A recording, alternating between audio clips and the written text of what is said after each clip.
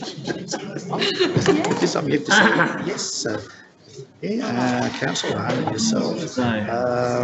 Let's see. Do have two presentations, and then we do head over to So I've got a role to play here. Why didn't you know that? I should have been in rehearsal.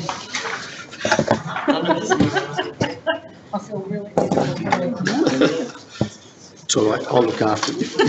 Tell him no. Get that out ready. Can't help himself. Who's that?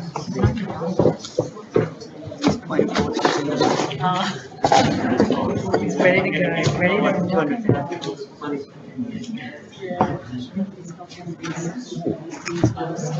Okay. Nice. I'd like to welcome everyone to the ordinary council meeting of Wyndham City Council this Tuesday, the 27th of June 2017. In the spirit of reconciliation, before we begin this meeting, I acknowledge the peoples of the Kulin Nation as the traditional owners of the land on which Wyndham is being built. We pay our respects to their elders, past and present. Please stand for the opening prayer. We pray for guidance in the Council's decision-making to achieve the best outcome for the people of Wyndham. Thank you. Please be seated. I would like to welcome members of the gallery, press, councillors and staff here for tonight for the ordinary council meeting of the 27th of June. A special welcome to some of the current participants of Wyndham's Building Blocks Community Leadership Program who are here to observe local democracy in action. Wyndham's Building Blocks is a 10-week program that seeks to develop the leadership capacity of local residents. The program commenced as a pilot in April 2014, and since that time over 240 locals have successfully completed the program, and many have gone on to do some really fantastic work in the community. As a council, we will continue to work with our residents to create a vibrant and resilient place to live and learn. I understand that there are a group here tonight are also attending the Rural Communities Program, and all are currently exploring opportunities to further enhance and enrich our local rural communities. So thank you for devoting your time in working with us, and we wish you all the best for your community leadership journeys. Some of you may have seen the notices in the foyer, but for those of you who didn't, I would like to make you aware of the following. This meeting is being recorded and live streamed on the internet. The recording will be archived and made available on Council's website. Whilst all care has been taken to ensure that your privacy is maintained, please be aware that your presence may be recorded. Any apologies or requests for leave of absence, Madam CEO? Mr Mayor, we have one apology this evening from Councillor Heather Marcus, who is unwell this evening. Thank you. Okay, could I have a mover to accept the apology? Councillor Maynard. Second, Councillor Gibbons. Councillors, I'll put that motion. All those in favour? Against? It's carried. Thank you. Declaration by councillors of disclosure of conflict of interest or conflicting personal interest in any item on the agenda, councillors. Councillor McAlane. Thank you, Mr Mayor. Item 6.5.2, Yes. The budget, Armstrong Road construction, greening the pipeline and Leachyard management infrastructure. My conflict is I'm a director of City West Water. Thank you. Thank you, Councillor McAlane. Duly noted. Is there any others, councillors? Councillor Khan. Thank you, Mr Mayor. Item number 6.4.2, Wyndham North DCP Project Implementations Program. And another items on Werribee Hopper Crossing program for the rezoning that area. That's the northern. Yeah, that's right. The northern development plan. Correct. Okay. Yep. All right, I've got it right. 4th of July. Yeah. Oh, that's wrong one. I think we've got that. That's in next week's meeting. Yeah. Okay. Thank you. Confirmation of minutes of previous meetings, councillors. Councillor Maynard. A seconder? Councillor Gibbons. Councillors, is there any discussion on the minutes of the previous meeting? If there aren't any, I'll put the motion. All those in favour? Against? It's carried. Madam CEO, are there any deputations and presentations? Thank you, Mr Mayor. We do in fact have two presentations this evening. Mr Mayor, one from Councillor Aaron Arn, our portfolio holder for Smart Cities, and indeed yourself, Mr Mayor, in regards to our national award. So I'll hand over to you, Mr Mayor, for the proceedings. Well, thank you, Madam CEO. Councillor Arn, I'll pass over to you for the first presentation. Thank you. Thank you, Mr. Mayor. It really gives me the great pleasure to be able to table one of the awards that we received in Canberra last week, and that is the 2017 National Award for Innovation to create more livable Australian cities for Windlands, our holographic mixed reality project. Windlands is a holographic model of the city, and it enables us to provide a leading-edge method of community engagement and transform how we present and use city data.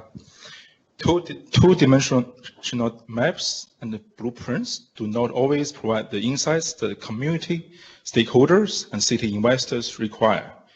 Developers can see all that the city has to offer.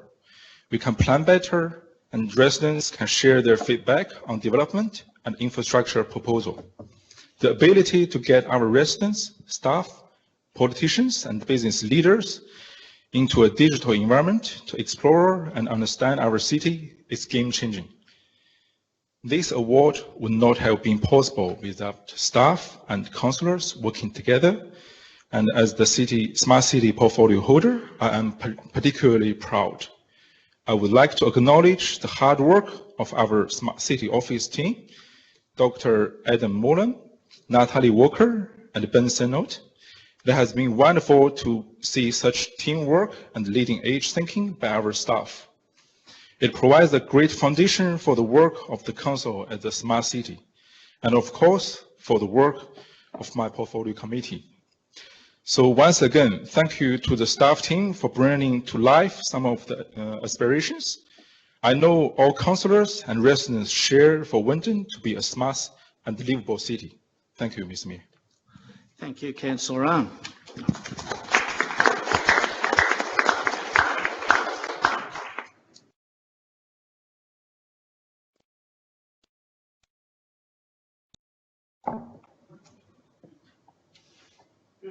Well done. Thank you, Councillor Arn. Thank you.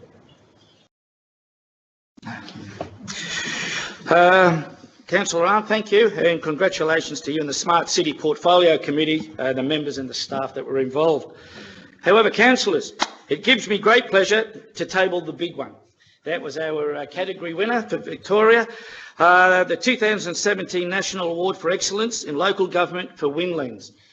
We have the award, the National Award,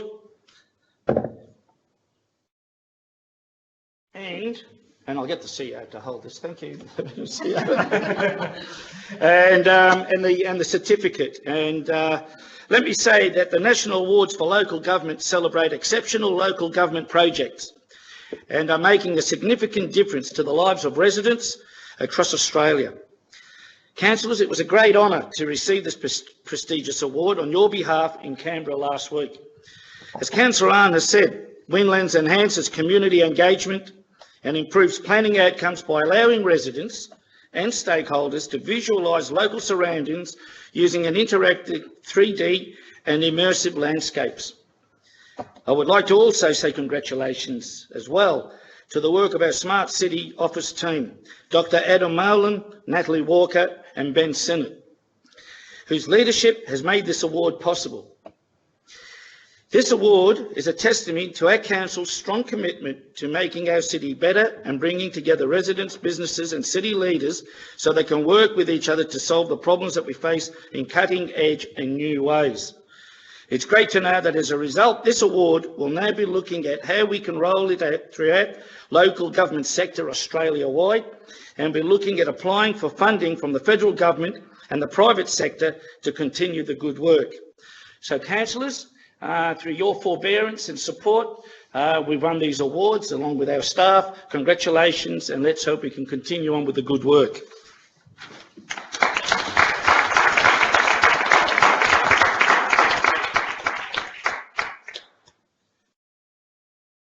Okay. Now to the normal business of council.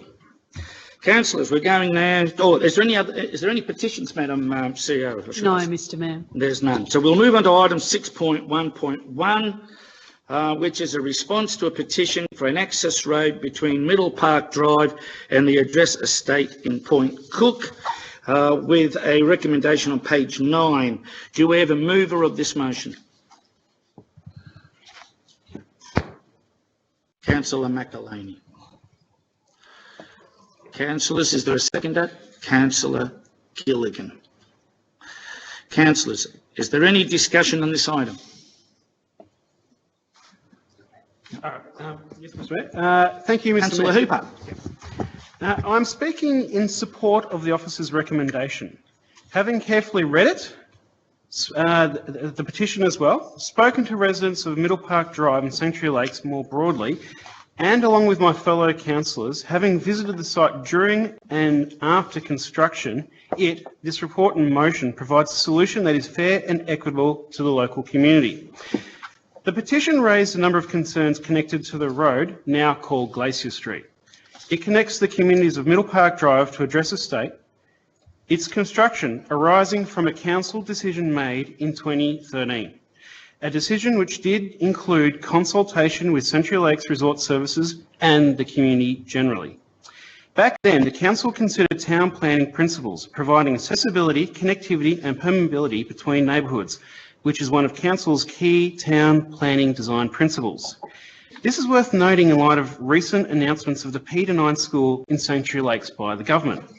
A school that will accommodate up to 675 students prepped to Year 9. They plan to begin construction in early 2018, with the year starting, or the school starting, in the first term of 2019. And as of this time, we don't know where it will be. It is very possible it could even be located in Saltwater Coast. If that is true, then the connectivity Glacier Street provides to growing communities in Middle Park Drive will be a boon. The officer report states that the inclusion of the access road between Middle Park Drive and the address estate in fact actually advantages the residents of South Shore Gardens Estate in the future, as it will allow those wishing to turn right onto Point Cook Road to travel through the address estate via the access road down to the Point Cook Drive, where they can turn right eventually. And I feel this is an actual factor in my decision to support the motion right now, as it is not hypothetical. Being a local that is familiar with Middle Park Drive, there has been many an occasion where the traffic flow I have personally experienced has caused me to give up trying to turn right on Point Cook Road. Instead, going south to Snides Road and then back up the north that way. And I'm sure there are residents in Middle Park Drive that would agree that at peak hour and other times, getting out of South Shore Gardens can be a challenge. Glacier Street provides an alternative connection to Point Cook Road and provides residents better access to the community services in Saltwater Coast. Schooling, or possibly multiple schools. 30 seconds, Councillor Hooper. Okay. In respect to the motion itself, point 2 states the council is to monitor traffic conditions in Middle Park Drive once the access road with the address estate is open to determine whether traffic using the road is creating a hazard. There is a separate document that came in talking about the conditions that are possibly connected to this road. But as the report states, although unlikely, if any adverse issues do arise, council can address this through further on-road traffic treatment, and in the extreme case where all measures fail, close the access road to vehicular traffic. That is in the report. So given road usage will be monitored by council, and as the report itself states, if adverse issues arise, there are conditions that can be used to treat that. I support this motion. Thank you, Mr Mayor. Thank you, Councillor Hooper. Councillors, is there another speaker? Councillor McElhaney, according to the rules of debate, as the mover, you had to speak first, and therefore you can't reserve the right to speak. So unfortunately, you're not allowed to speak according to the rules. But I am now looking for. Oops. Okay, Councillor Shaw, then. Thank you. Thank you, Mr Mayor. I am also speaking tonight in support of Council Officer's recommendation to open the access road between Middle Park Drive and the address estate, Point Cook. I do understand some of the concerns residents have made. However, in the interest of good governance and good planning principles, I'm supporting that the access road be allowed to open. As Council has recommended, we will monitor the traffic using the road to see if it is creating a hazard. At the moment, there is no actual evidence that it will. Council last term made a decision to allow this access road to be constructed and opened, and regardless of what my personal view is, we cannot start setting precedents of overturning previous council decisions, which I will assume were made in accordance with best practice planning principles and with full consideration of all the information available at the time. My one question about whether community consultation took place, I would have been concerned if it hadn't, has been answered by council officers. The Town Planning Department took extensive consultation back in 2013. It sent out letters to adjoining landowners and received a significant response. It then extended out the period of consultation and the area of residents notified. It followed this up with a community forum in early 2014. I have been advised that South Shore Gardens were fully developed at the time, so apart from any new residents coming into the area, council officers have advised me that residents of the day who are still residents would know of our intention then and now. I know my position on this will not be popular with some residents, but I must make decisions based on the information before me and in the interests of good governance, best practice planning principles and our community as a whole. Thank you, Mr Mayor. Thank you, Councillor Shaw. Councillors, any other debate against the motion? Councillor Khan, against the motion. Thank you, Mr Mayor. Look, the decision was made in 2013 on 22nd of April. Back then, I was part of the council. I can't recall whether I was that meeting was present or not, but today I'm now voting based on informed information provided on this notice of motion, on this petition. And what I like to say that now the traffic conditions being mentioned on page number 11 of 132 says that, there will be 135 houses there and about 140 to 130 cars going to be passing in the morning. Now, the reason why I would not be supporting it because the road is very narrow and it also have created now the side parking. Even though we have not seen in this traffic conditions report there is any safety concern, but however though, they did mention clearly that given the number of the dwelling and a narrow road, the road user behavior will be expected to moderate with the speed limits, and that might be inconvenience for many residents. Now, this petition being signed by 35, initially by 35, and then it's got 37, and then it's got 23. So there's a number of community residents have concern about that. My intention not to support this is based on the road is narrow, and it may cause in near future, which is not noted here, but safety concern. So therefore, I will not be supporting this officer's recommendation, Mr Mayor. Thank you, Councillor Khan. Councillors, do we have another speaker for the recommendation? If there are no more speakers, I'll put the motion. All those in favour? Against? One. Thank you.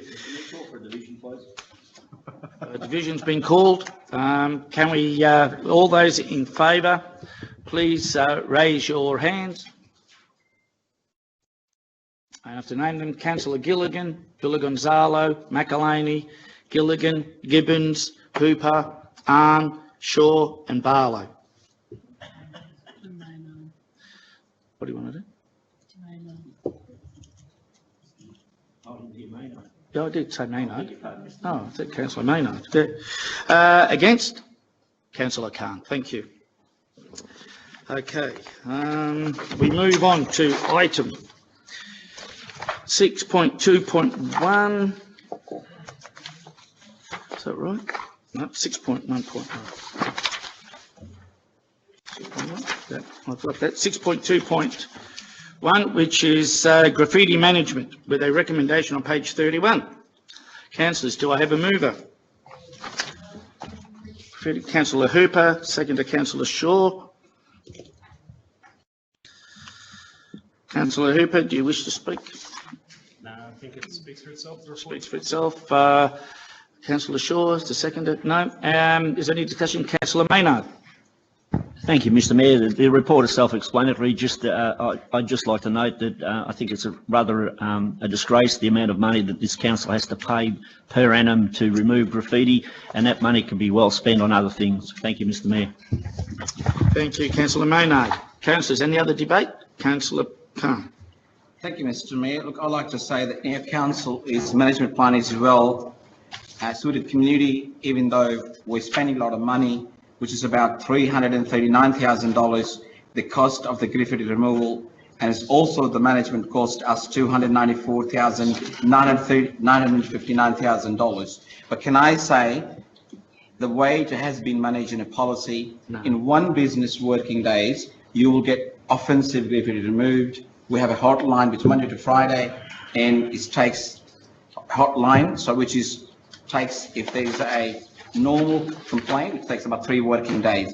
So also, though, apart from that, we're delivering the educational programs so people can understand how difficult it is and not to do it. But also, though, there is information for the support for the community. They can go, they can collect from the depot, they can collect what we call the graffiti information kit, and that is really good for the community, and it's free of cost. So council provide a lot of support, a lot of services. I know it is a disgrace to spend all sort of money, but we would like to say that, you know, that has been well managed in the area, and we have not had much problems, Mr. Mayor, with that. So the money is being expended, but it's well managed, and we're pleased to see that, you know, this program is going to be now put for implementation. Is going to end in 2022. Between each year, we'll be reviewing that strategy, the implementation, we're doing it. So also, though, we do acknowledge this, there are a number of volunteer organizations who do participate and help to avoid the graffiti in the city, which is, I have been invited one of them. I could not make it, but I like to say that, you know, the Paul Harder runs the graffiti removal and other things. The community members, such as Paul Harder and other members, do a good job to, you know, keep out of these unnecessary things on the walls. Thank you, Mr. Mayor. Thank you, Councillor Khan. Any other discussion, councillors? If not, I'll put the motion. All those in favour? Against? It's carried. Councillors, the next item is 6.3.1, the review of mayoral and councillors' allowances. Do we have a mover? Councillor Hooper. Seconder? Councillor Gibbons. Any discussion, councillors?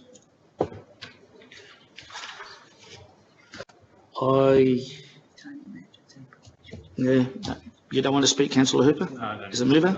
Okay. Okay. If Councillor Khan, you wish to debate? Thank you, Mr. Mayor. Look, it is a requirement that once council election finished before the 30 June of 2017, we must review the allowance, the councillors and mayors.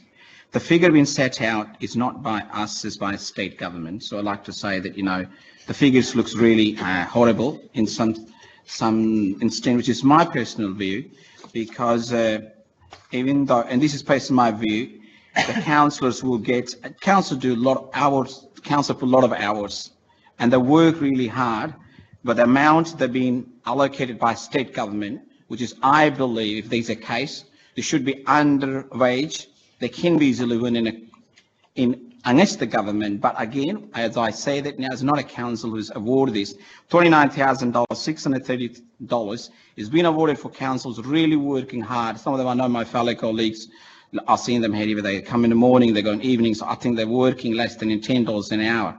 But again, they do good work. We are pleased to see that the money has been allocated. It's worth it. So it's worth it. And also the mayor worked really hard, which received $94,641, which is a executive salary, which is great, but there's a lot of work, so just not the people think. And again, this council is one of the fastest growing council. Some of the council do get even $12,000 paid for the councillors, but I believe the money has been utilised properly and deserved. Thank you, Mr. Mayor. Thank you, Councillor Khan. Any other discussion, councillors? If not, I shall put the motion. All those in favour? Against? Oh, that's okay. I'm just watching. It's carried. So, caught it just in time. The motion is carried. Thank you, councillors. The next item on the agenda is Wyndham's membership of the Western Metropolitan Partnership, with a recommendation on page 65. Could we have a mover? Councillor Shaw. A seconder? Councillor Maynard. Discussion, councillors? Yes, Mr. Mayor. Councillor Shaw. Thank you. I will be supporting the motion tonight because it asks us to note and endorse the state government's appointment of our CEO, Kelly Grigsby, and it calls for regular reports back to council by our CEO. However, in doing so, I need to express a few concerns that I have about the partnerships themselves. I get why any state government would want to increase its focus on suburban development and applaud these efforts, especially when they have the money and infrastructure attached to them. But I do not applaud new bodies being established just for the sake of having a new body. My first concern is about whether the partnerships are a bad example of further duplication of existing consultations and planning mechanisms. My view is that councils are well placed, as are other peak bodies and groups, to perform the functions of the partnerships. So I am concerned that they usurp the roles of existing legitimate bodies such as council, and that they run the risk of being talk fests that do not deliver real funding and infrastructure to meet local needs. I know our CEO will do all in her power to guard against this occurring, but I do need to go onto the record to register my concerns about role confusion and the duplication of too many similar bodies.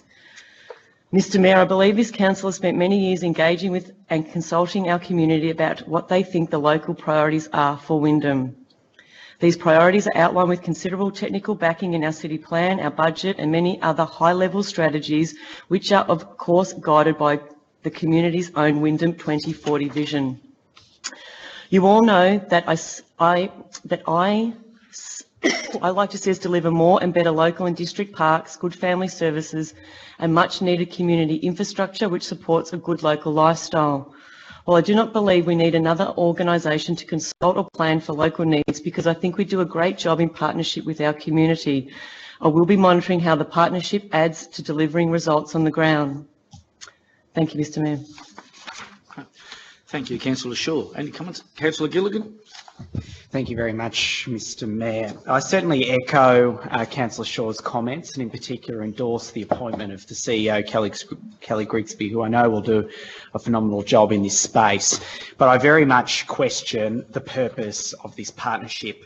And I'll probably go a little further than Councillor Shaw in questioning whether or not this will be a mechanism to allow for the amalgamations of councils in Victoria. That will be a huge mistake if that indeed is the intention of this partnership. It has not been outlined clearly that that's the intention, but nor has it been denied as such.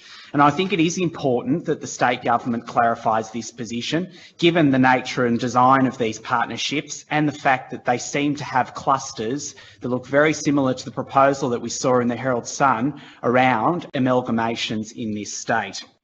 I think there is another fundamental question, as Councillor Shaw touched on, around the lack of democratically elected officials that will sit on this.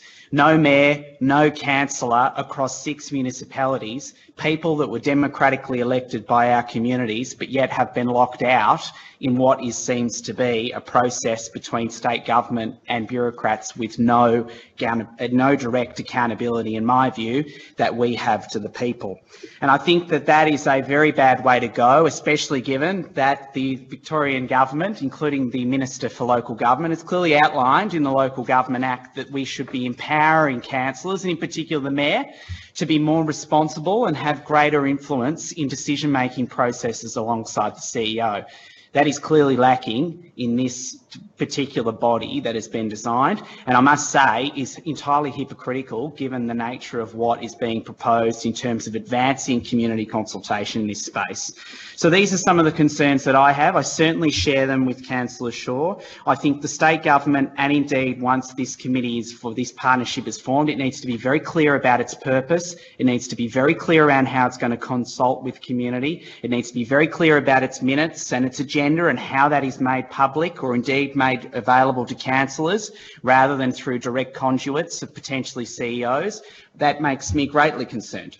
So I would hope that these considerations, and I'm sure our CEO will take these on board as should she be appointed today, but more broadly I think this is a matter for the Victorian Government to consider given the concept that we have before us. So thank you, Mr Mayor. Yeah.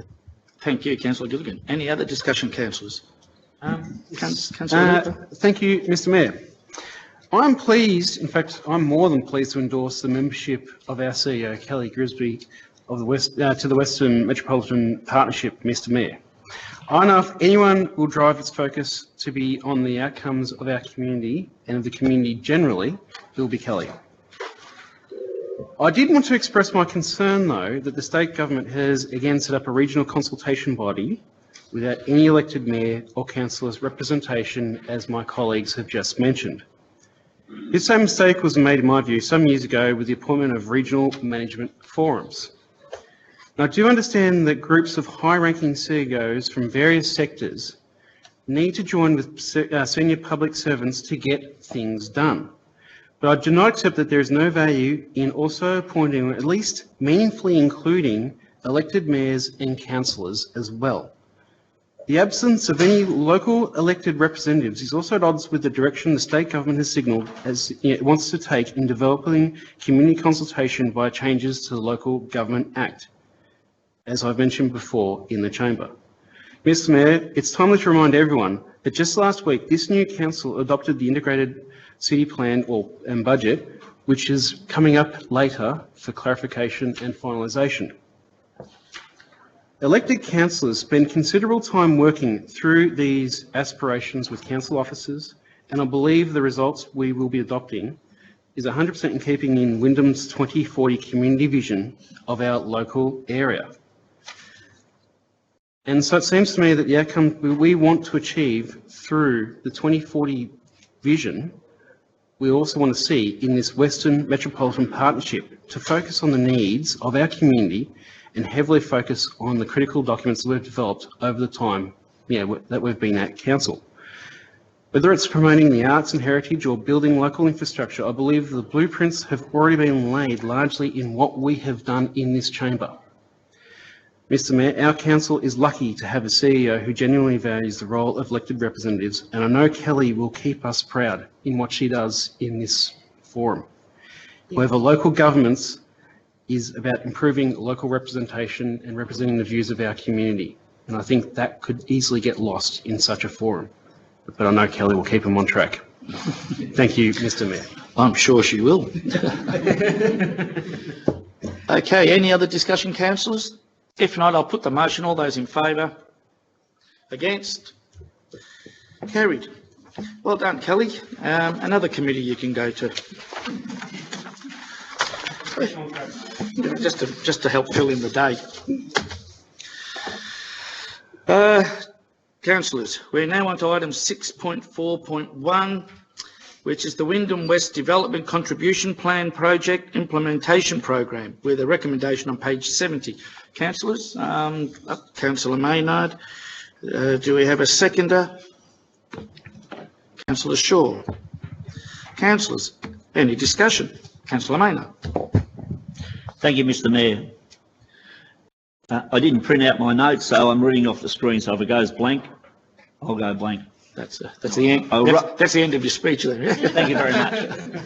Mr Mayor, in supporting this recommendation, I must first acknowledge the work of both council officers and councillors in formulating and finalising a prioritised list of developments in the west of Wyndham to ensure timely and adequate delivery of a much-needed infrastructure to the residents.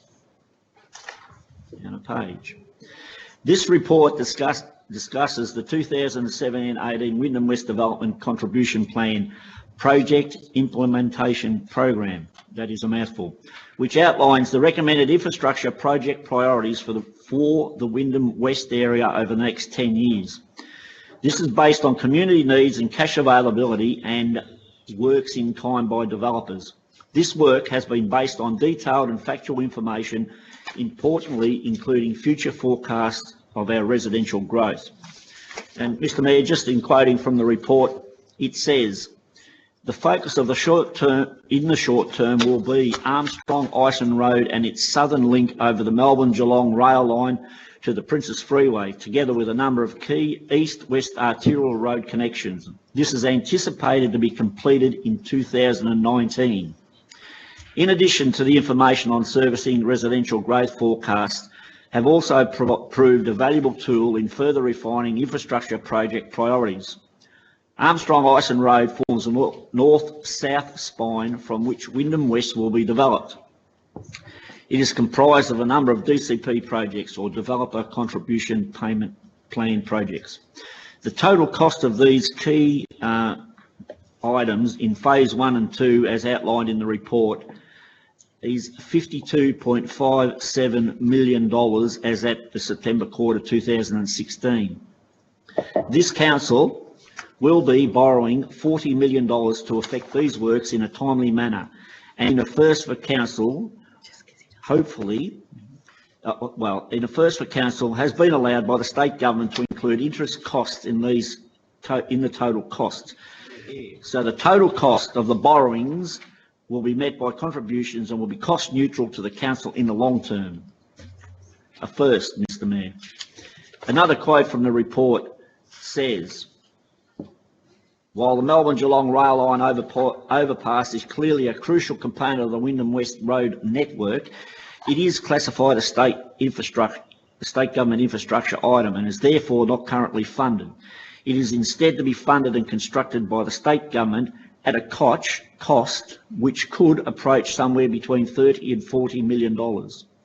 Council's commitment to constructing Phase 1 and 2 of these projects as a central platform in the Wyndham West Developer Contribution Payments PIP, I'll say, that'll do.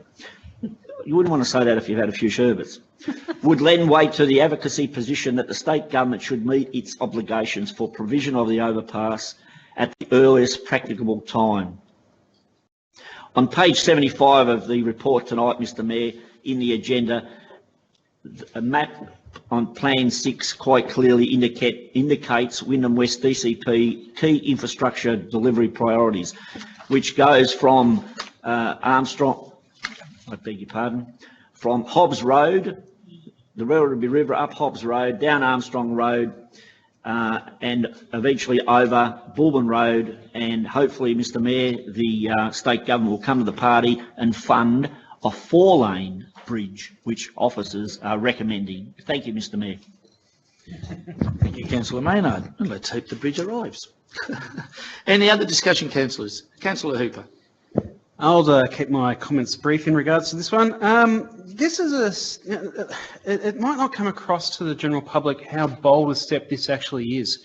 This is taking the lessons of Point Cook, Palmer's Road in particular, and actually saying, we're not going to leave a legacy in future generations for that particular road. We're taking a step that says that going forward, this community knows what is going into the ground and will protect it from future infrastructure development. It's forward thinking and definitely the way forward for the future. Thank you, Mr Mayor. Very good. Thank you, Councillor Hooper. Any other discussion, councillors? If not, I shall put the motion. All those in favour? Against? It's carried.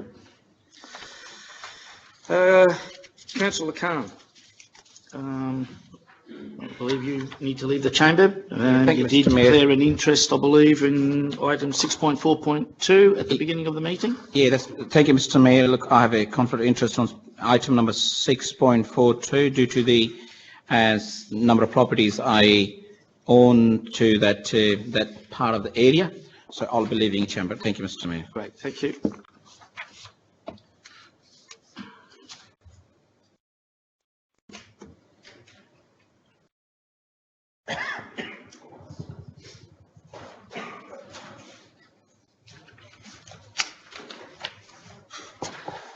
Okay, councillors, as I said, item 6.4.2, Wyndham North Development Contribution Plan Project Implementation Program. PIP, I believe Councillor may know. I'm looking for a mover. Councillor Hooper. Seconder, Councillor Gibbons. Thank you. Councillors, discussion? Thank you, Mr. Mayor. Just like the previous one, I think this is taking a forward step with our planning, and I commend the officers for the foresight they've put into this report. Thank you very much from our community. Thank you, Councillor Hooper. Councillors, any other discussion? Councillor Gilligan. Thank you, Mr. Mayor. I think given the nature of this document, it is really important for community to really have a look at this. I would class it to be the holy grail of Wyndham North right here. It has every nook and cranny over the forward decade to 2 decades of every single major infrastructure community development that will be funded through developer contributions listed in there. It's a complex document, I respect that, but it's certainly something that I think we want to get as much transparency and accountability as possible, and certainly get community to ask questions about some of these extraordinary development plans of what are our future suburbs within our city. So go online, they're certainly listed, I think, on the Victorian Planning Authority's website. I've seen them listed on there online. It's certainly something to go look at, and obviously those that are tuning in online. It is certainly something that if you go and look at, you'll be surprised at the level of depth of requirement necessarily when you hear the terms infrastructure building and infrastructure spend, actually seeing the detail behind that and seeing it in a futuristic way. So if you're interested in that space, I certainly recommend you go look. Thanks. Very good. Thank you, Councillor Gilligan. Any other comment, councillors? If not, I'll put the motion. All those in favour? Against? It's carried. Item 6.4.3, Amendment C. Oh, yeah, you touched it. Come back. Forgot all about it.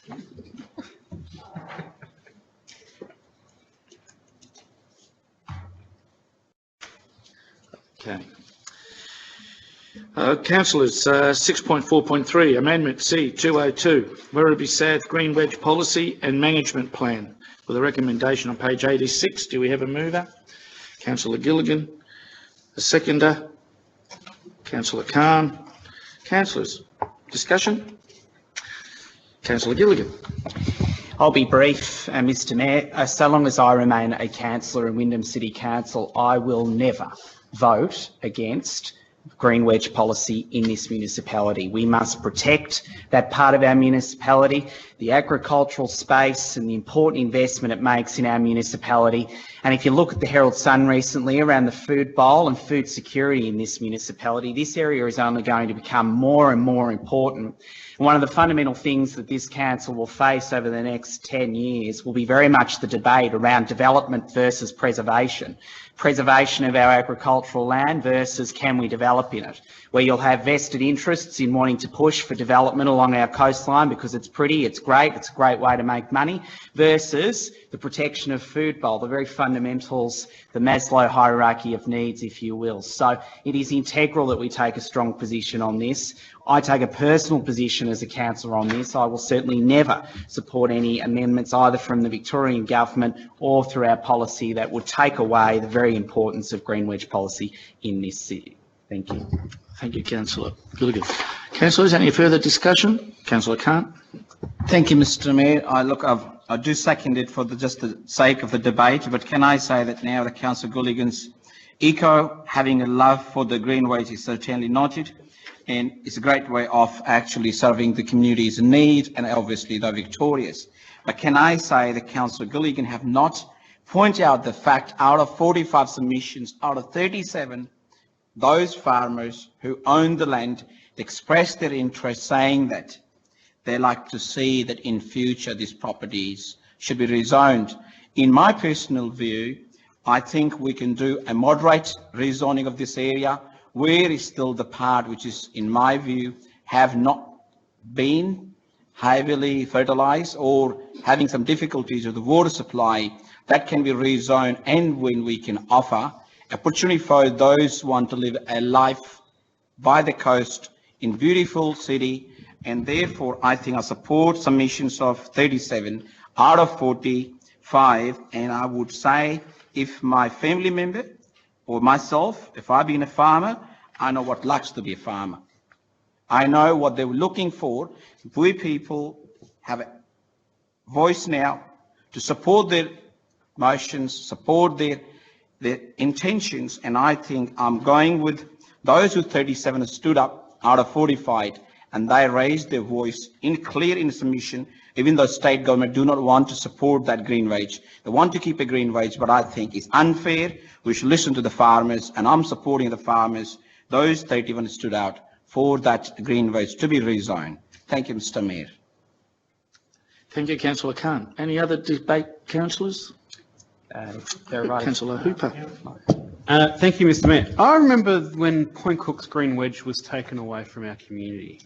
The actual heritage value of the Cunningham Swamp, which is still yet to be looked at, meant it was a massive loss to our community. It was, the green wedges are the lungs of Melbourne. They need to be protected, preserved, and the nature of that land reinforced. Now, if there's issues to do with water and whatnot, I know that our council is advocating on behalf of the farmers in regards to that space, but the actual space itself provides an economic boon to this area the way it is. In general, the green wedge of Werribee South is a major food bowl of Melbourne, and as we go forward into the future, food security is going to be an issue.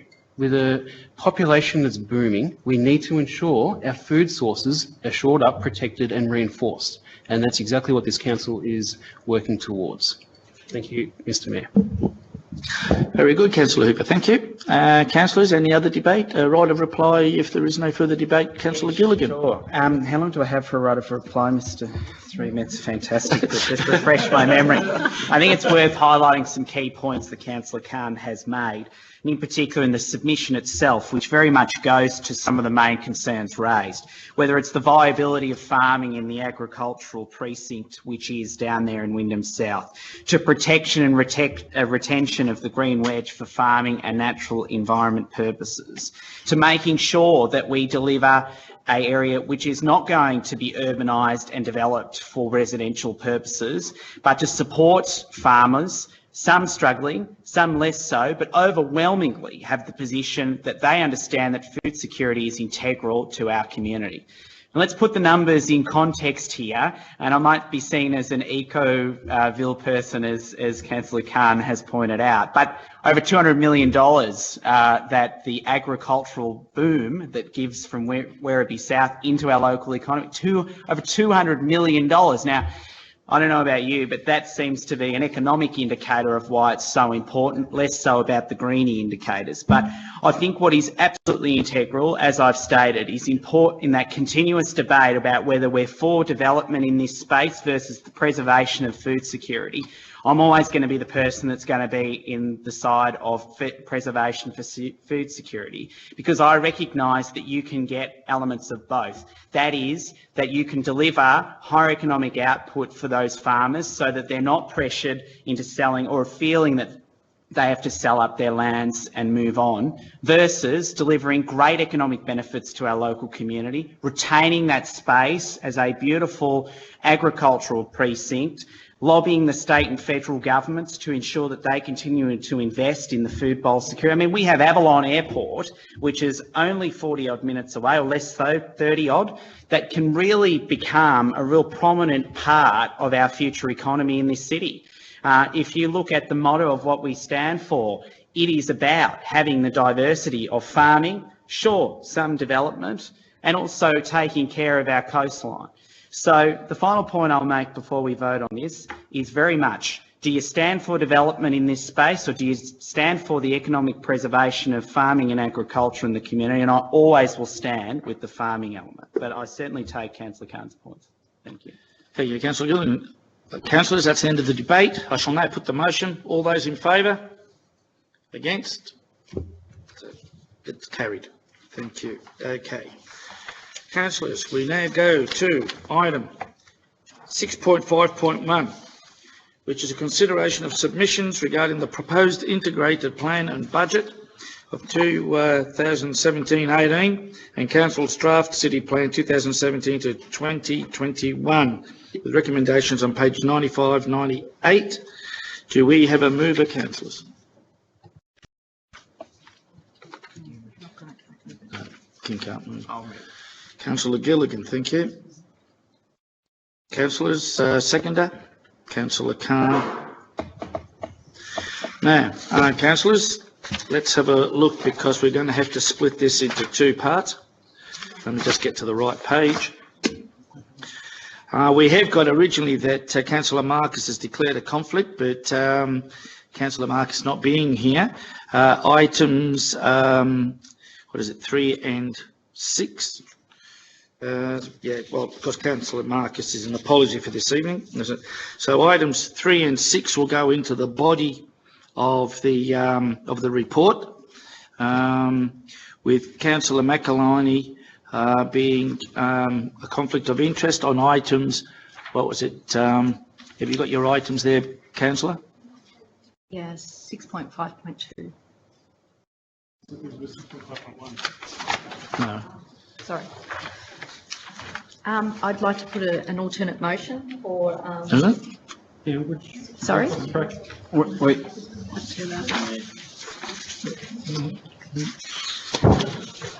Think you have a conflict?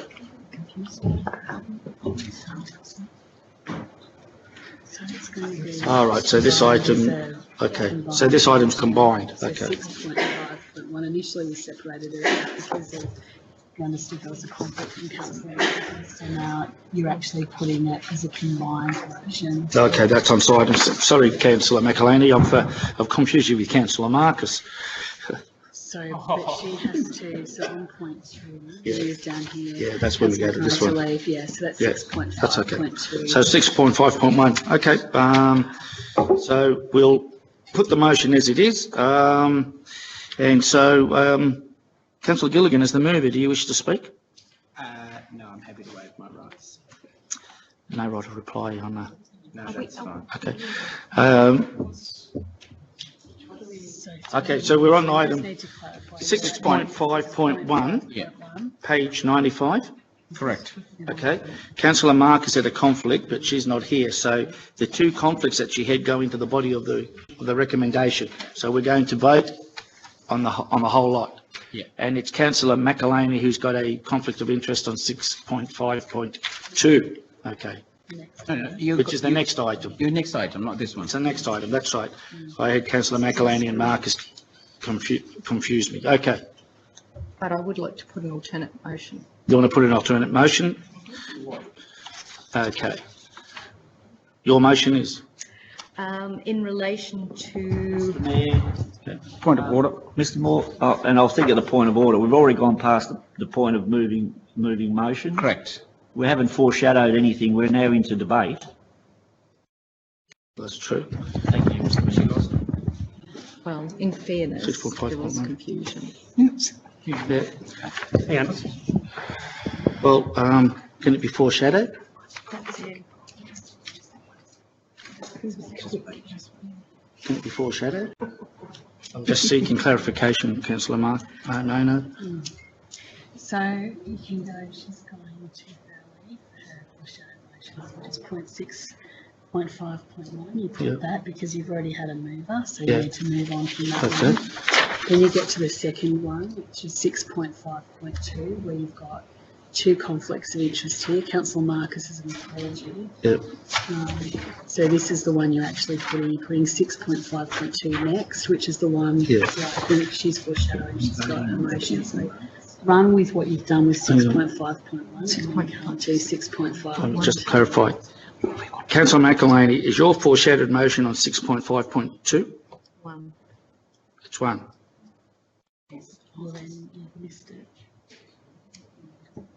It's in relation to the submissions proposed. You can't do it. She's No, on the- sorry, Councillor We're McElhaney. in debate. Yeah. I can rescind moving that motion if necessary to enable the councillor to put her alternate notice, her alternate motion. Point of order, we're in debate. Appreciated. So, can you rescind the motion?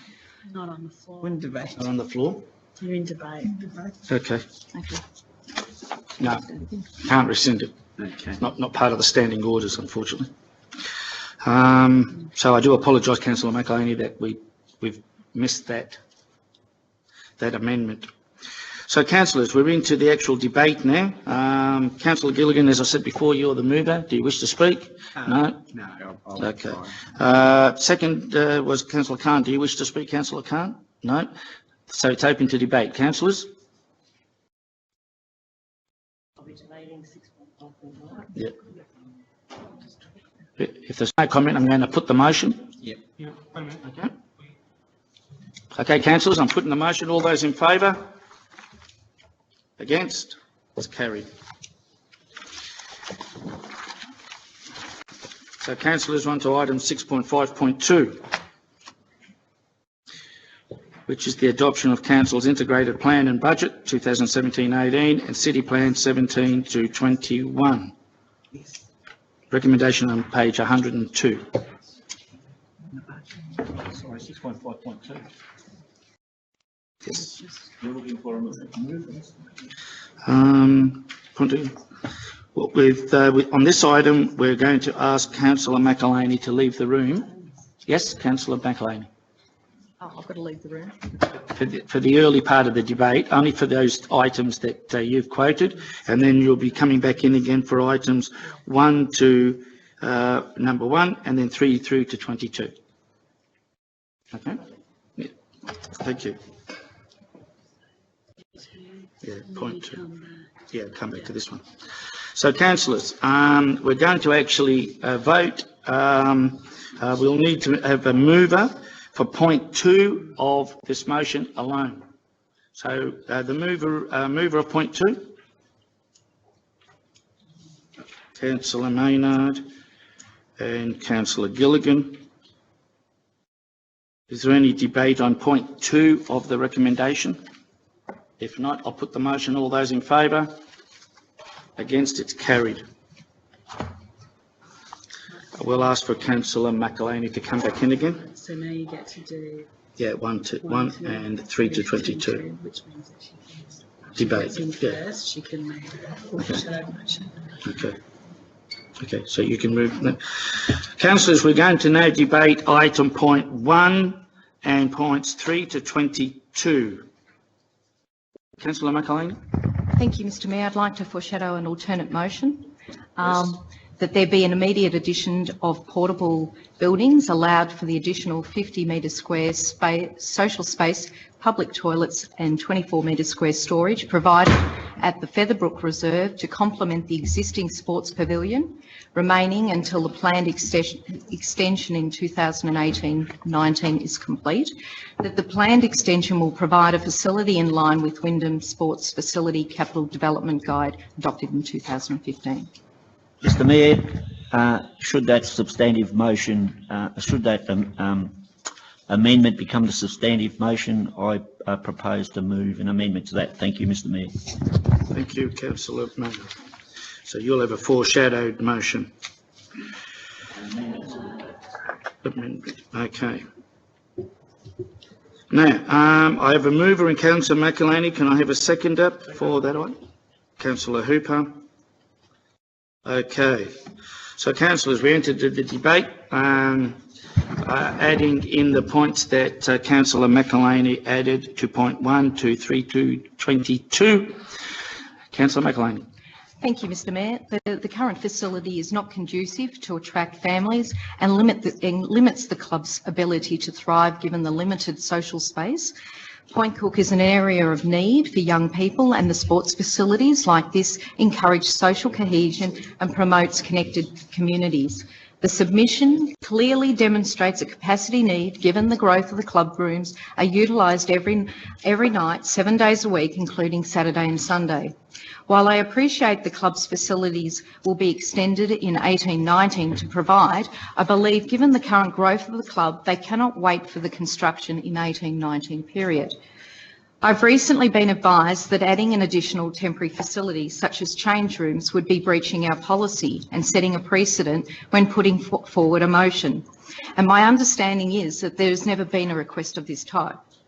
As a new council, we need, I feel, to immediately bring back the relevant policies back to council for consideration and discuss the issue in the coming months. Thank you. Okay, thank you.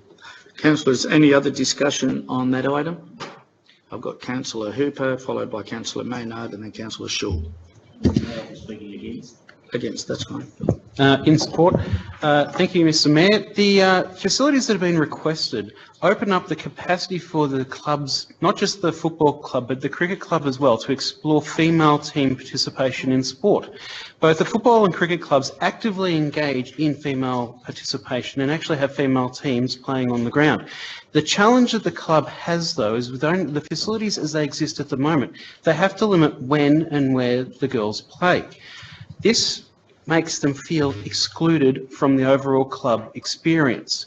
If we are to be an inclusive community, that we celebrate our multicultural and, well, let's be honest, our fair mateship of our city, then we need to seriously look at facilities such as this as a short-term measure in the immediate space to make sure that we address any problems that could be encountered with girl and boy changeovers when they're playing team participation sports.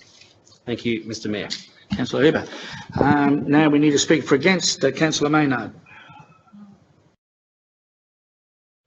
Speaking.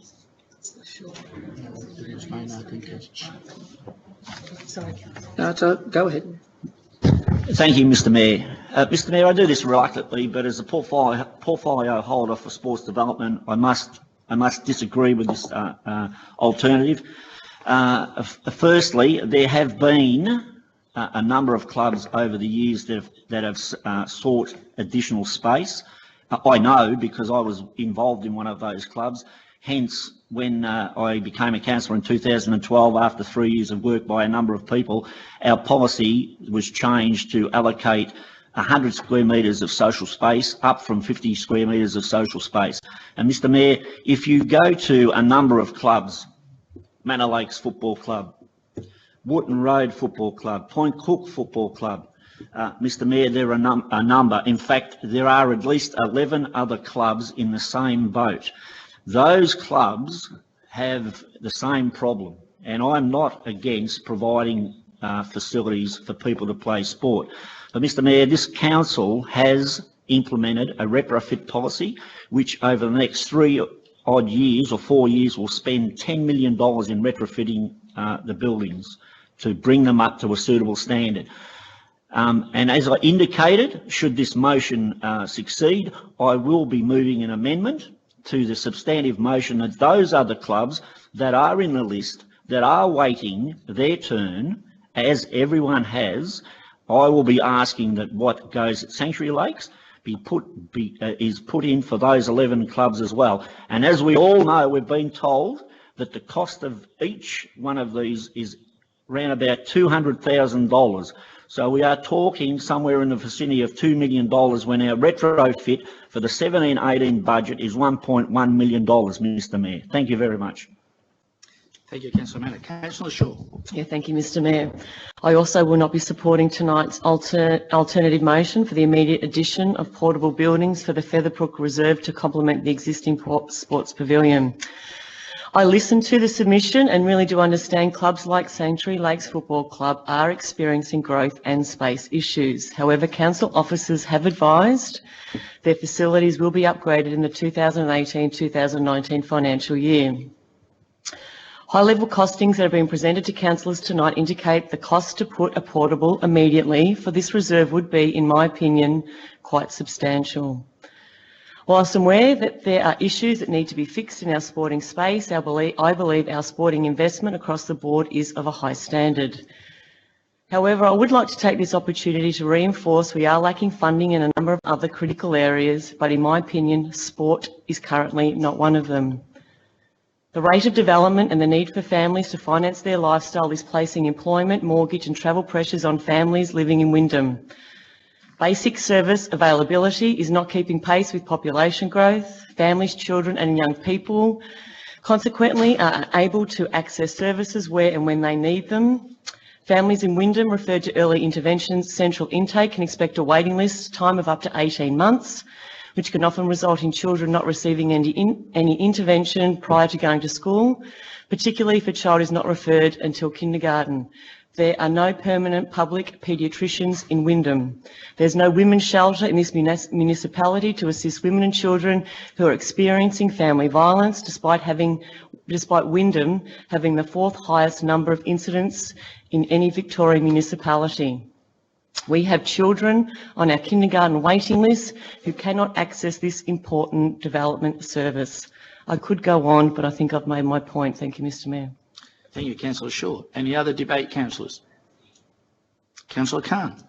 Mr. Mayor, I will not be supporting this alternative motion based on that there has been already planned for the rollout in 2007 and 2018 and 19, and as the portfolio holder, Peter Menard, have worked really hard with the officers, and they work really across the board. There are just not one, there are many other clubs, those in the same boat as Councillor Peter Menard have explained about that, what they will be seeking the same thing. If we set a precedent now, I think we need to treat everyone equal and fair.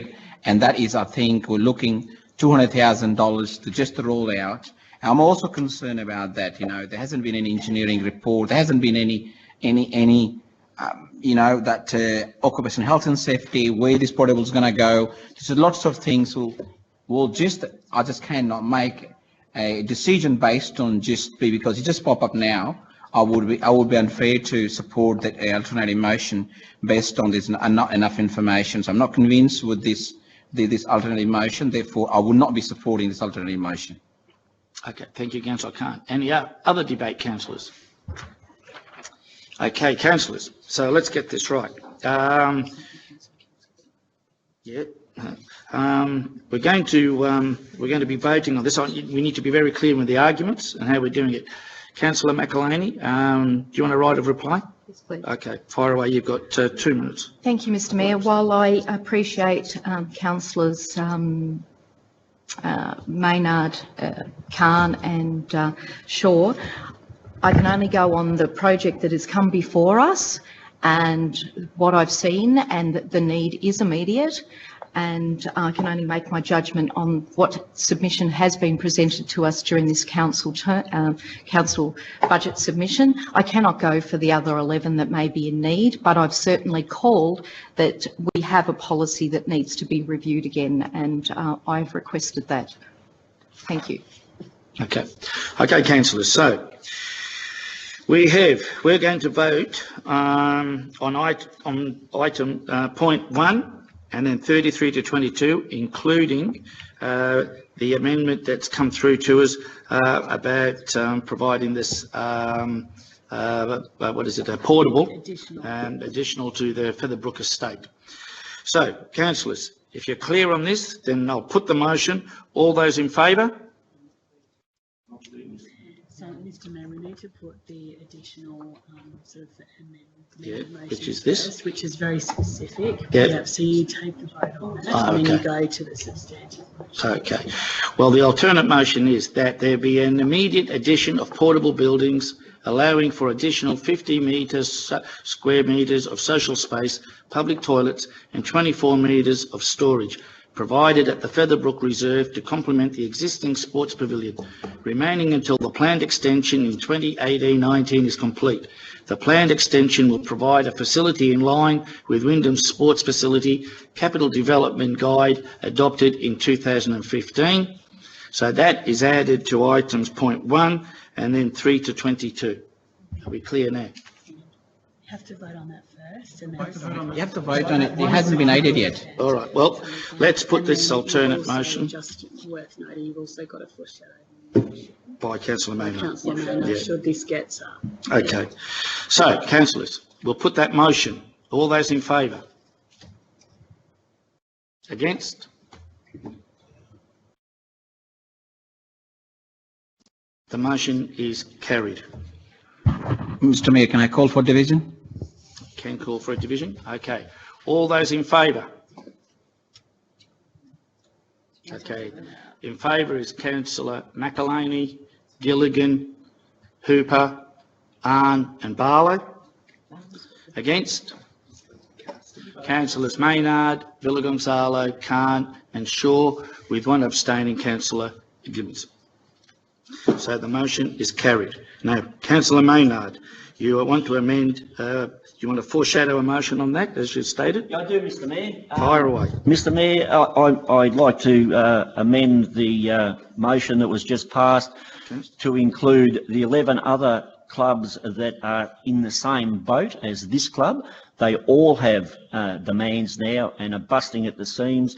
You visit any one of those who are currently using 50 square metres of social space and they can't swing a cat. That is why, Mr Mayor, the policy was changed. The policy does not need to be reviewed because the current policy is now that the social space, the storage space, is what is being up to the standard required.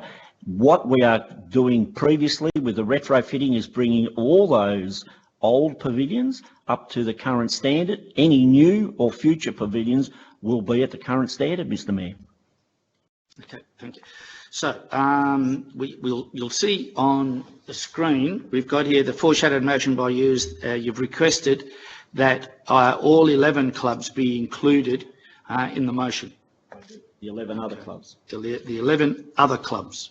Can we word that accordingly? 11 other clubs be included in the motion. Okay. Are you clear on that? Happy with that?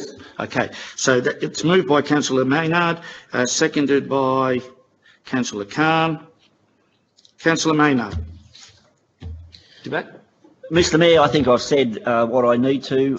I do, as I agree with the councillors who supported the motion, the space is needed, but this council has put in a plan to retrospectively refit those pavilions, lights that are under standard at a cost of $10 million. There is in the 17-18 budget, I think from memory, about $1.5 million or $1.2 million of retrofitting that's going to be done, and in 2018-19 and 2019-20. And I can tell you, Mr Mayor, when the clubs here that we have supported one club at a cost of approximately $200,000 at the expense of others who have been waiting the same time, I think that there'll be a few phone calls, Mr Mayor. Thank you very much. Thank you, Councillor Maynard. Further debate? Seconder, Councillor Khan, you wish to speak? Thank you, Mr. Mayor. Look, I think I'm agree with the Councillor Peter Maynard, and he's been portfolio holder. He knows that what is a demand is needed for each club. He personally meets them and visited, working really hard on it.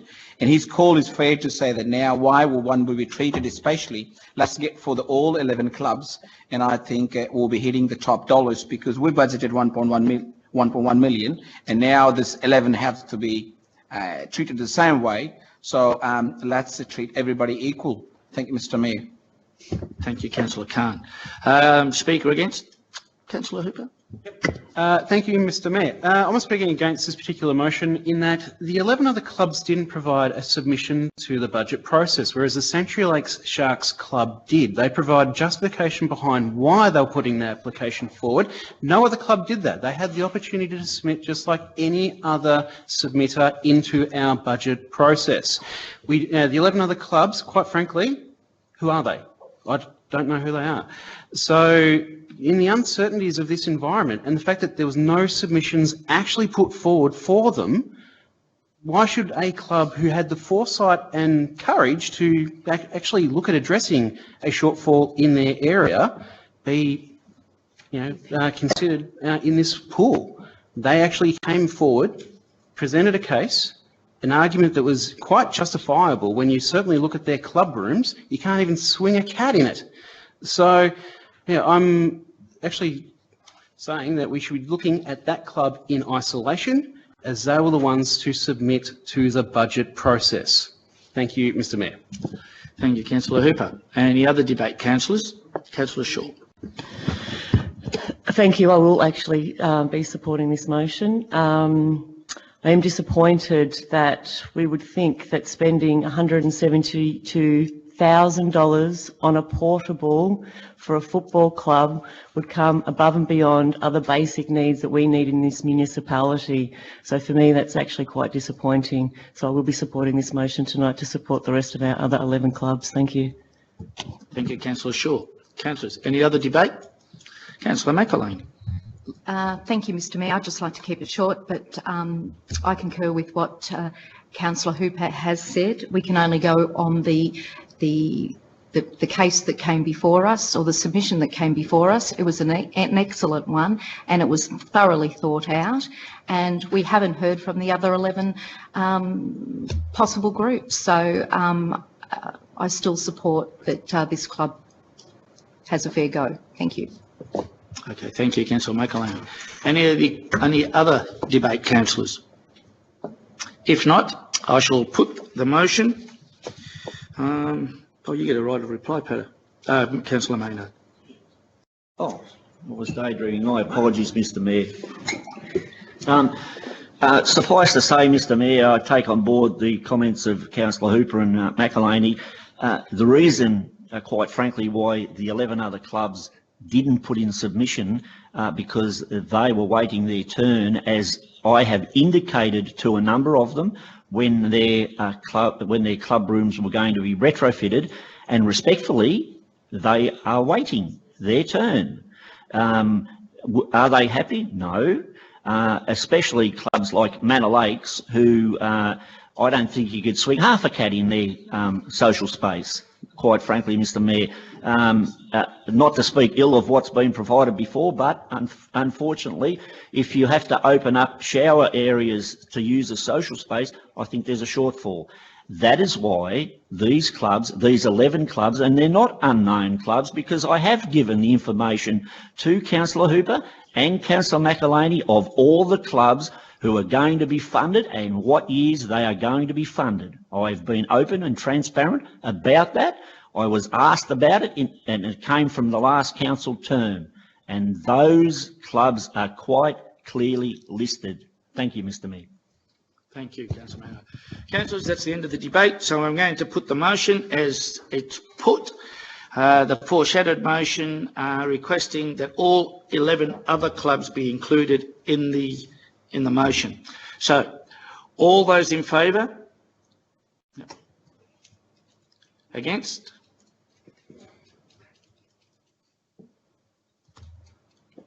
It's 5-all. You have the casting vote. Casting vote. I will. Oh, okay, we'll put the motion again. All those in favour? Against? And my casting vote is against. So the motion is lost. So we have the original motion stands. That's correct. No, you need to vote the substantive motion as Okay. it relates to the remainder of the budget. Mr Mayor, can I call for division? We can call for a division. Okay, all those in favour? Let's do it again. Maynard, Councillor Villagonzalo, Councillor Gibbons, Councillor Khan and Councillor Shaw, with the other councillors against, which are Councillor McElhaney, Gilligan, Hooper, Arn and Barlow. Okay, we've got that? Okay, thank you. So now, councillors, I'm supposed to put the motion again. So we're going to vote on all points, which is points 1 through to 3 and 22, including the amendment and the substantive recommendation. So, all those in favour?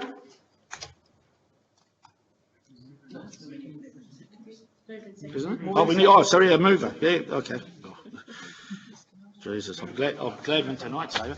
All, a mover. Councillor Hooper. Against? Oh, against. Seconded. Second, Gilligan. Don't you go against. Okay. Now, we go into debate again. So, Councillor Hooper, do you wish to speak as the mover? No, I think the motion speaks for itself. Okay. Councillor Gilligan? As the seconder? No, I've made my comments clear in relation to the draft proposal, so I'll leave it at that. Okay. Against? Councillor Maynard? Oh, you're not against? Oh, you just wanted to talk? Oh, well, you may speak. Okay. I thought you were against it before. Oh, for all of it, yeah. Sorry, Councillor Maynard. Yeah, the voting. Okay. Action, budget. Okay, so fire away. Thank you, Mr Mayor. I'm confused. Mr Mayor, in supporting the rest of the items, in fact, supporting the adoption of Council's integrated plan and budget for 17-18 and the city plan for 2017-21, I would like to put forward the following, based on my portfolio, because I don't know what other councillors wish to speak, but I'll touch on my portfolio. Mr Mayor, the total capital budget for 17-18 for sport and recreation related projects in this city is $34.32 million. That consists of $16.49 million for such projects as new master plans proposed for Point Cook West and Tarneet North and Truganina, which will have 100 metres social space, Mr Mayor, as per the current policy. The land suitability assessment for finding a hard-to-locate sport, Mr Mayor, which this council is trying to identify. The design of a BMX pump track, which I don't know what that is, but it must be some sort of, at President's Park. It also includes construction of the Williams Landing Reserve, grounds and pavilion at $9.9 million and the completion of the Mainview Boulevard Reserve. Also, installation of LED lighting for community use at selected reserves with the active LED and completion of the Baden Powell Reserve Regional Skate Park. Mr Mayor, also there are renewal projects of $17.2 million, which includes the upgrade to pavilions at Soldiers Reserve and Galvin Park, the building of the new Mossville Reserve Pavilion, the completion of the Churnside Park development, the Galvin Park Tennis Pavilion construction and upgrade to Werribee Outdoor Pool. It also includes, Mr Mayor, as per our current policy for sports facilities, pavilions and reserves, current policy, 100 square metres of social space. Have I said that? It says retrofitting, $1.1 million. Major projects include Dunnings Road Pavilion, design and construct extension, bringing it up to a standard of 100 square metres, etc. The new first aid room, extension to umpires room, kitchen, social space and storage. The Little River Pavilion, design of additional first aid room, umpires room and change room refurbishments. These clubs, Mr Mayor, have waited their turn. Featherbrook Reserve, design of additional social space and storage. Cambridge Reserve Tennis, design of additional area for social room. Dunnings Road lighting, $100,000 for upgrading their lights. They too, Mr Mayor, have waited their turn. And various other barbecue and picnic areas located at Haynes Drive, Federation Boulevard and Tom Roberts Reserve. Thank you, Mr Mayor. Thank you, Councillor Maynard. Any other discussion? Councillor Shaw. Thank you, Mr Mayor. I'm also pleased to speak in favour of the integrated city plan and budget tonight. I did have a few notes, but I am going to try and keep it a little bit shorter. But one myth I did want to, I did want to slay tonight is that in your first year as a new councillor, you have very little impact on the work of the council and that the majority of funds are already legacy items you have little control over. While part of this is true and we should allow projects that are in train and supported by sound technical justification to proceed, I don't accept that if you're persistent and you have a good argument, you can't have an impact so early as a new councillor. I believe I have. Mr Mayor, you probably guessed that I'm going to particularly recommend to my colleagues adoption of an unparalleled commitment of an additional $1.3 million as a strategic investment in local park improvements. It is personally pleasing to me to see this budget allocation triple as a result of my advocacy and the support and advocacy of my councillor colleagues. This project seeks to address the imbalance in levels of service between the older and newer estates of the city by implementing a consistent minimum standard. Local parks are the most accessible and arguably the most important parks in the Wyndham Open Space Network. They are typically located within 400 metres of every home. They are intended to provide opportunities for play and recreation for children and families near their home. These parks may also include a playground. Since 2012, only 15 parks and 10 play spaces have been upgraded. I'm pleased to advise that during the 2017-18 financial year alone, approximately 40 local parks across Wyndham's 3 wards will benefit from this exciting initiative, and I expect to see much more in this space over the next 3.5 years. In addition, Council has allocated $450,000 to undertake forward planning for district parks.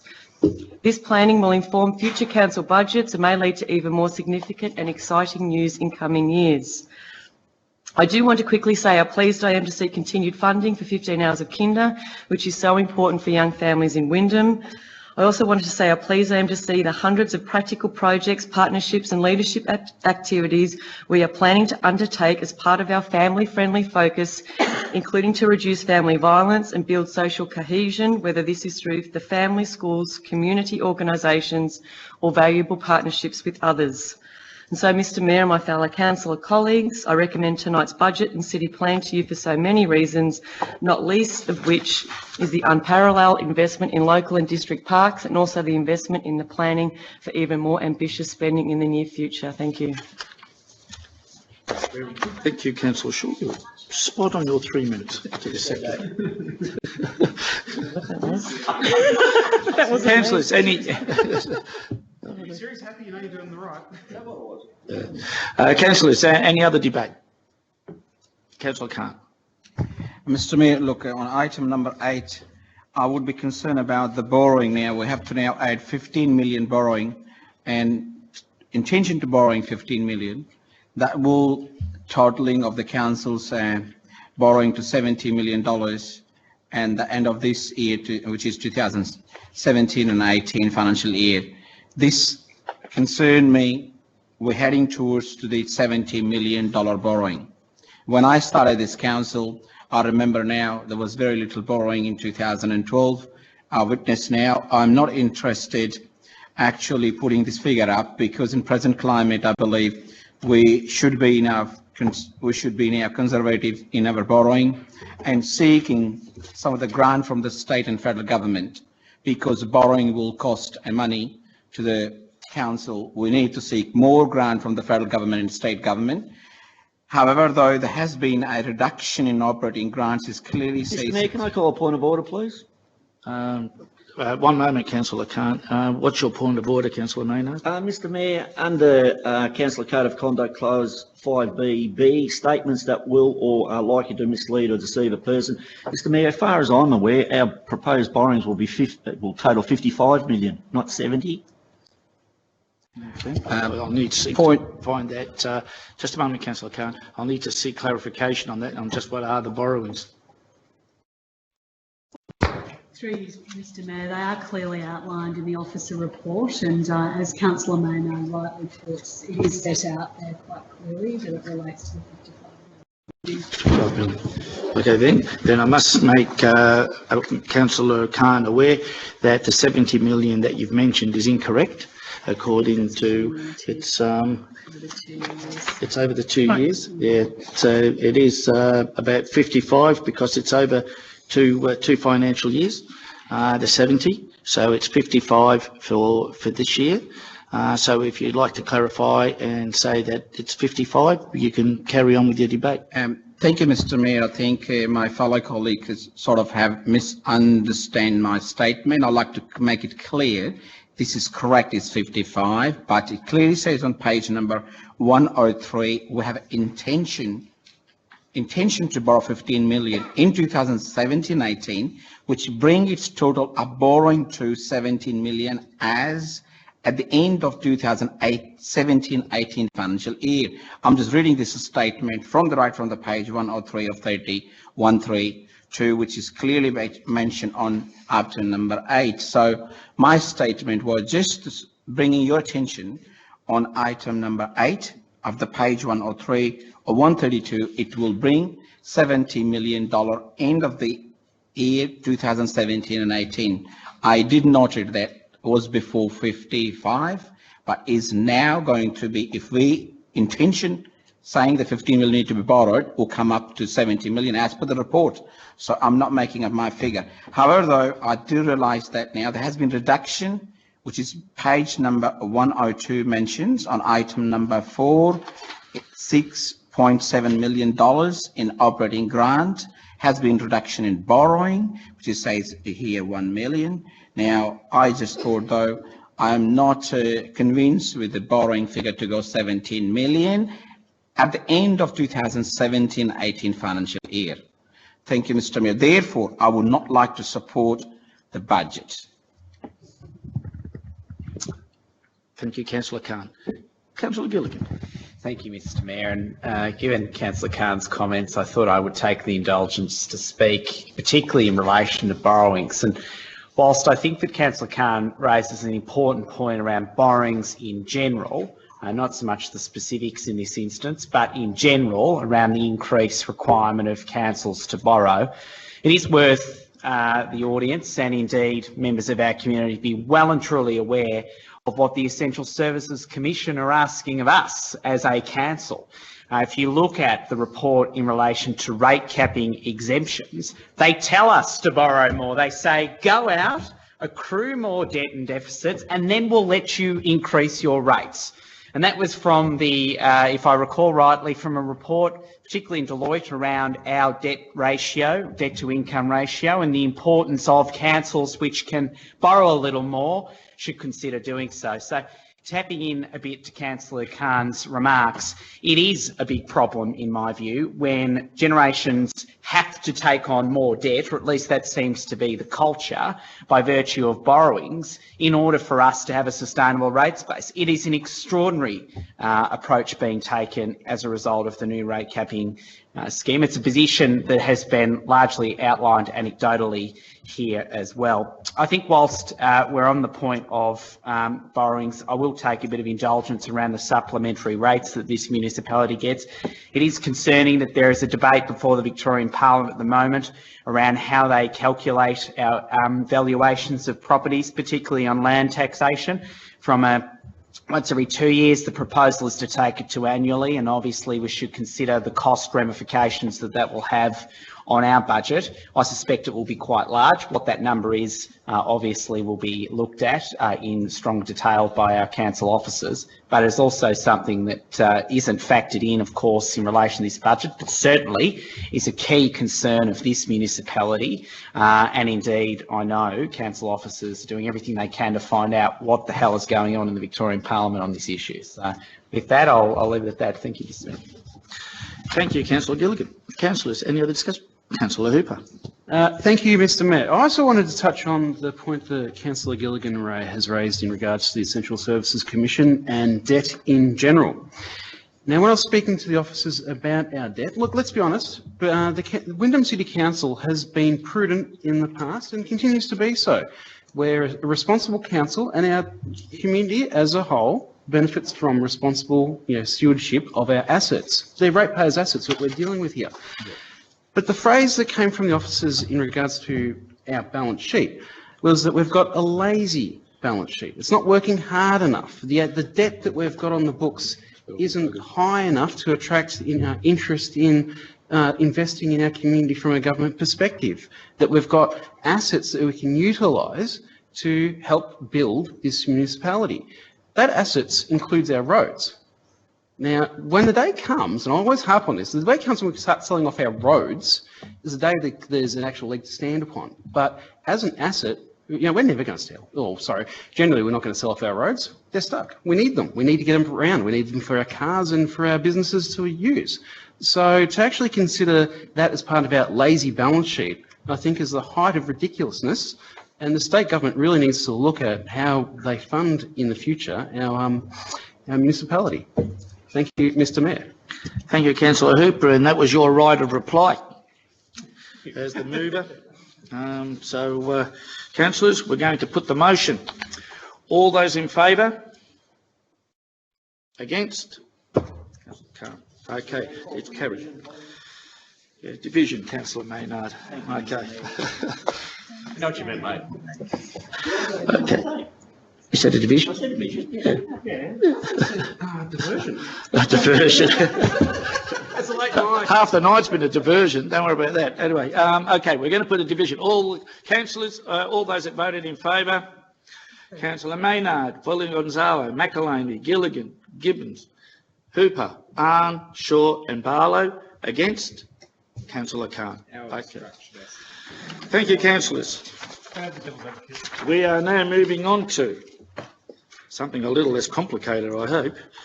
Item 6.5.3, Green Living Series Progress Report, with a recommendation on page 109. Let me get to 109. Okay, now we need a mover. Councillor Hooper, a seconder. Oh, Councillor Maynard. Okay. Is there any debate on the Green Living Series Progress Report? Yeah. If anyone wants to debate our good environmental record, I think that would be a bad thing. So I think we should just move on. Is that the speech of you as the mover? Yes. Oh yeah, your microphone's got to go down, please, Councillor Hooper. Do you want to reply? You want to? Sorry, I was just saying, I think this is actually a fantastic initiative, and the green actions of this council need to be applauded. Short and sweet. Thank you. Councillor Maynard, as the seconder. Thank you, Mr Mayor. I'd just like to concur with Councillor Hooper and say that I'm certainly agreeing with the excitement. It has been a long night. Any other debate, councillors? If not, I'm going to put them up. Oh, Councillor Khan. I'd just like to say that, it's a great estate. It's been mentioned on page number 112, just saying that now that we actually promoting that method where we support the Green Living Series Progress Report, which is mentioned on 112, saying that council's website, it was 2015, says 21%, now it's going to up 23%, and followed by the Green Living in Wyndham's Facebook, which is 47%. So we're actually adopting and using the methods which will support that Green Living Series. So this is really good. Good to see that your real estate boards has been gone. So it used to be in 2015 2%, now it's gone 0%. So that's really good to see that, we're adopting and we're now promoting the e-newsletters, and which is 2% now. But again, now it's good to see the data is there. Thank you, Mr Mayor. Great. Thank you, Councillor Khan. Councillors, is there any other debate? Because if not, I'm going to put the motion. All those in favour? Against? It's carried. Okay, councillors, item 6.5.4, proposed discontinuation of the road abutting Becker's Marsh and Werribee Road, Wyndham Vale. Do we have a mover? Councillor Maynard. A seconder? Councillor Khan. Debate, councillors. Yeah. No discussion? Discontinue the road. No. We shall put the motion. All those in favour? Against? It's carried.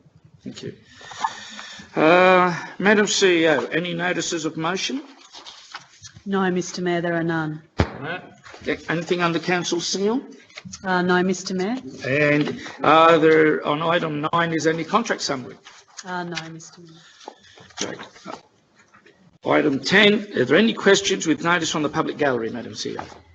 Through you, Mr Mayor, as per our normal practice, we have a range of questions that we've received this evening. So I'll start with our first, being from Lisa Heinrichs, who is in the gallery this evening. Thanks for your question, Lisa.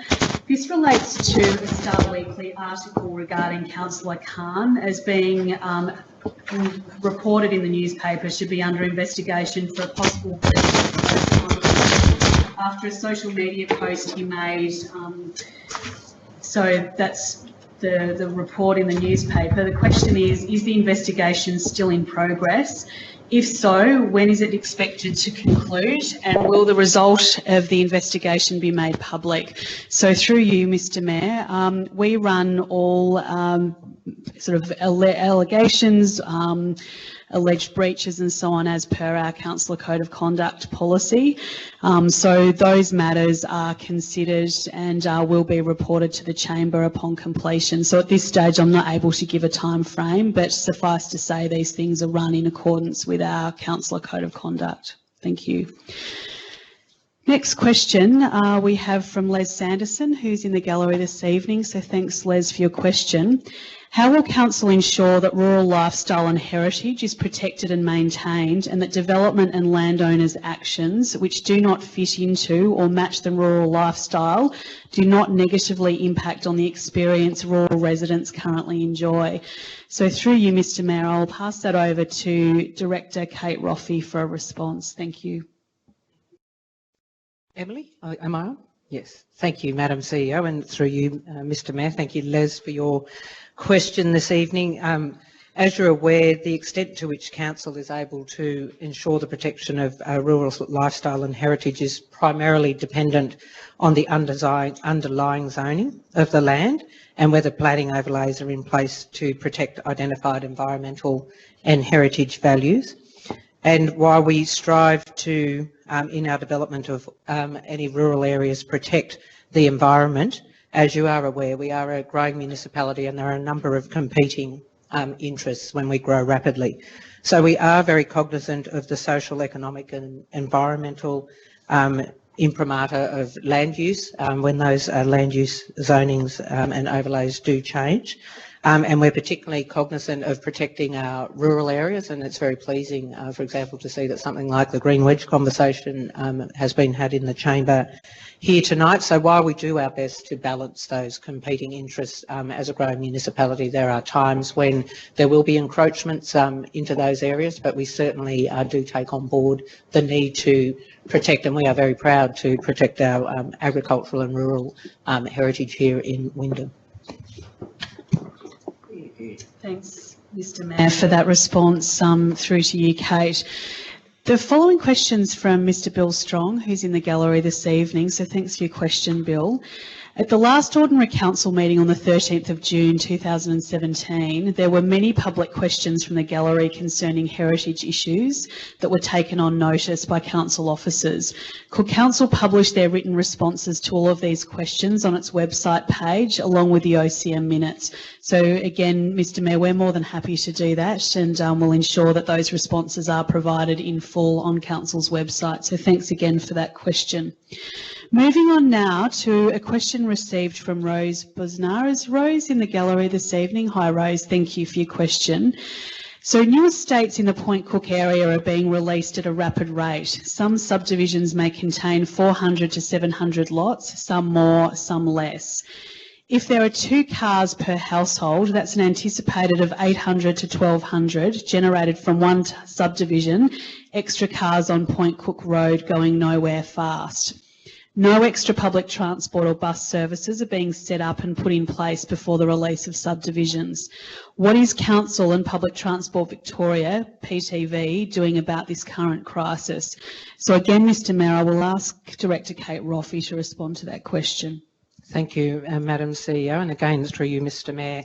Thank you, Rose, for your question on public transport. As I think you're aware, because we often raise this in the chamber, public transport and buses and the trains are the purview of Public Transport Victoria. We don't, unfortunately, have control over the number or the location of bus routes in our municipality. As council, we do try to strongly influence what happens there, but we can only influence, we cannot direct in this situation. As you're aware, there have been some new bus routes introduced back in 2015, and the 5 bus routes that currently service Point Cook put most residents within 600 metres of a walk of a bus stop, including new subdivisions in Upper Point Cook. So in the scheme of things, on a metropolitan standard for Greater Melbourne, that is pretty good. We understand that we need more connection, particularly from residential areas to major transit hubs like train stations, and we're working with Public Transport Victoria to try and deal with some of those issues. It would also help relieve the issues of car parking, for example, at train stations, but we are one of many municipalities in Victoria, and there are many competing interests, but we certainly take your issues on deck, and we will be continuing to discuss the need for more public transport accessibility in Wyndham on the whole. Thanks again, Mr Mayor. We have one final question this evening from Wolf Graf. Is Wolf in the gallery? Hi, Wolf. Thanks for your question. What are your strategies to combat the growing risk of decreasing health, employment and sustainability in rural areas? So again, I'll direct that question, Mr Mayor, through to Director Kate Roffey. Thank you, Madam CEO, and again through you, Mr Mayor. Thank you, Wolf, for your question. I've already touched on some of the very important considerations we give to our rural areas here in Wyndham, and we consider it a great privilege to have a diversity of environments in our municipality, including rural communities like Werribee South and Little River, for example. I think at the last census we had around 4,500 people who lived in our rural districts. It'll be interesting to see what the census results show today in terms of either an increase or a decrease of population in those areas. I've spoken already about protecting the sustainability and the heritage of those areas. So a quick note on employment. Employment in Wyndham across the board is something we pay very close attention to. We understand that one of the ways to deal with some of our growth issues as a rapidly growing municipality, and also some of our transport issues, is to develop more job accessibility in our own municipality. So we are working in those spaces, and they include, as I've mentioned before, very strong protection of our rural and agricultural areas here. We're very strong on sustainability, and as the director of that division here in the council, I can assure you that we work a lot on our sustainability issues in this area. Health issues are interesting across the board. We do some work with WOMEDA, the West of Melbourne Economic Development Alliance, and we look at some statistics that show across the Western region, not just Wyndham, but the West in general has poorer health outcomes than many other areas in Greater Metropolitan Melbourne, and we're working on initiatives to try and deal with some of those health outcomes. They are, again, unfortunately, the purview of the state government rather than council in many instances, particularly the health system in general, but things like provisions of community infrastructure that help improve healthy outcomes and education are things that my fellow director, Director McMahon, and her team work on, and we're very cognizant of the fact that in our rural areas in particular, but in all areas across Wyndham, we need to improve health outcomes, and we're working very hard to make sure we can do what we can to achieve that goal. Thank you. Thanks, Mr Mayor. That concludes question time this evening. Thank you, Madam CEO. Item 11 is Councillor Delegates' reports. Do we have any? There are nil this evening. Nil. Any urgent business? No, Mr Mayor. Any confidential business? Not this evening, Mr Mayor. Well, if that's the case, then councillors, ladies and gentlemen, council officers, I declare the meeting closed at 8:45.